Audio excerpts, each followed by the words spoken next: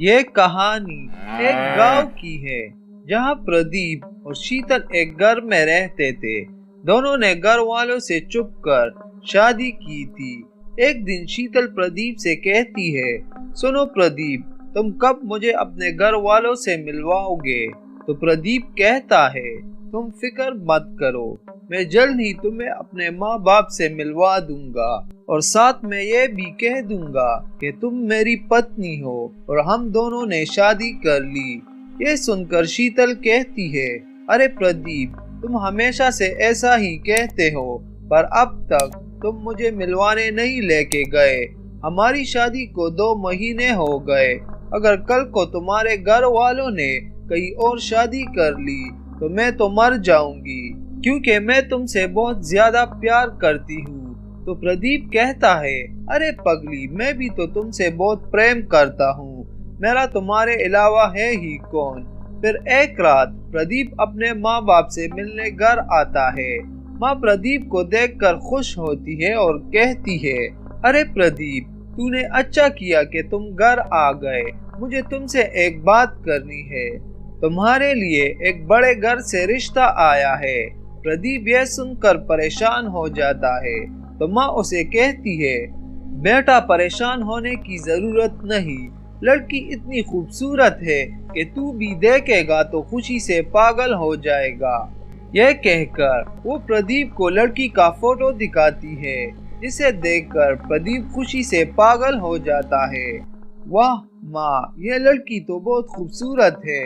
हाँ बेटा, खूबसूरत होने के साथ साथ लड़की का बाप बहुत बड़ा बिजनेसमैन और अमीर है।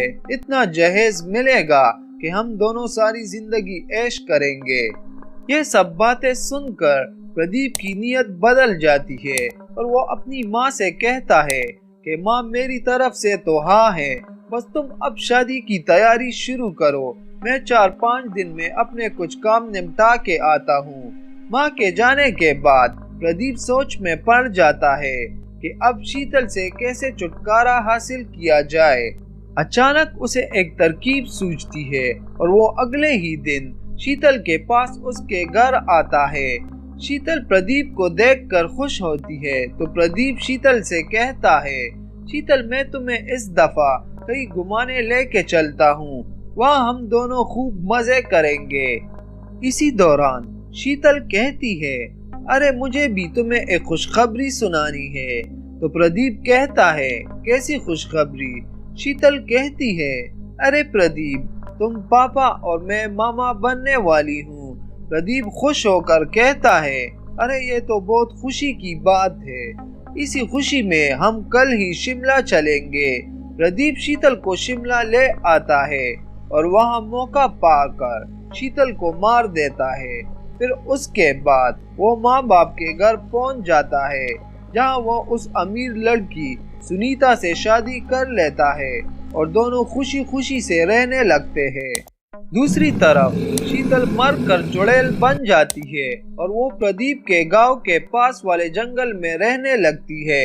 एक दिन वो प्रदीप के घर चली जाती है और बाहर से झांक कर देखती है, ओ प्रदीप, ये तूने अच्छा नहीं किया।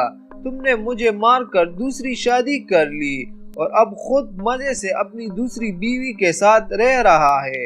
अब देख मैं तुम्हें कैसा मजा चखाती हूँ।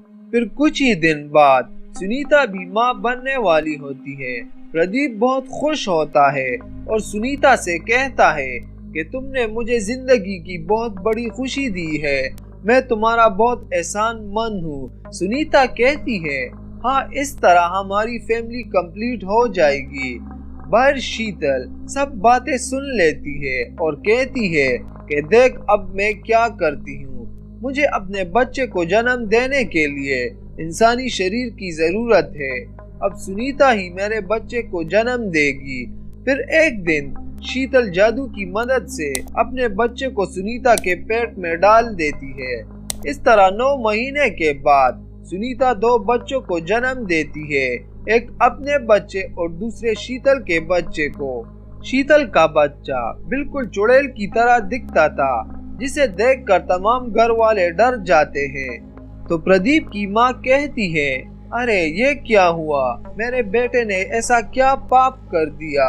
अचानक शीतल चुड़ैल के रूप में नमूदार हो जाती है और सारा किस्सा तमाम घर वालों को सुनाती है और कहती है कि अब तुम लोग अपने बच्चे के साथ मेरे बच्चे की भी देखभाल करोगे, ये तुम लोगों की सजा है।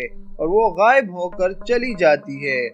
सुनीता प्रदीप से मुखातिब होकर कहती है कि ये तुमने शीतल और मेरे साथ अच्छा नहीं किया।